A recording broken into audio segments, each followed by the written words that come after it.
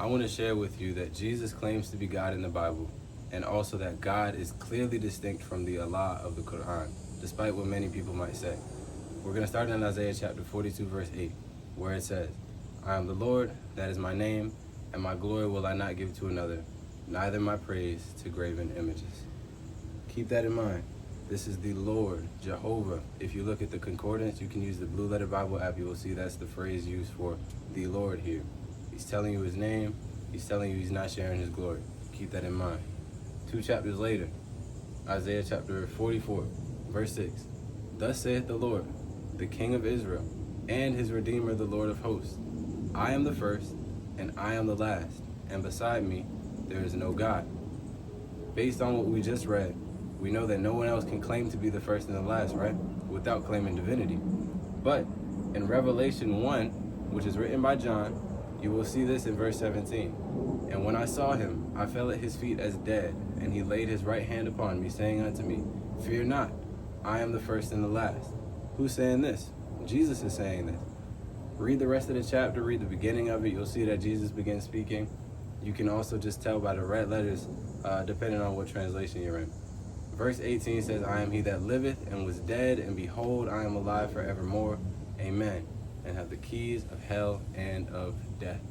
So let's just keep that in mind. Jesus is clearly claiming to be God because he's saying that he's the first and the last. Something that in the Old Testament God claimed to be, and said that he's not sharing his glory with anybody. So that just proves that Jesus claims to be God. What I also want to talk about today is that God of the Holy Bible, which we now know is at least the Father and the Son. I haven't proven the Spirit, but we can talk about this another day. We're proving now that the God of the Holy Bible and the Allah of the Quran are not the same. So if we look at Surah 112, ayah 2 through 4, I can't read Arabic, so here's the translation on the screen. It reads, Allah, the eternally besought of all, he begetteth not, nor was begotten, and there is none comparable unto him. So what I would grant in the arguments that some people might make is that there is none comparable to him. This is clearly proof we're talking about the same God. You know, even looking at the Isaiah verses that I just read, you'll see that there is none beside God. However, ayah 3 is clearly where we see a distinction. He begetteth not, nor was begotten. Let's go to one of the most popular verses of all time from the Bible. John chapter 3, 16. Chapter 3, verse 16, just to be clear.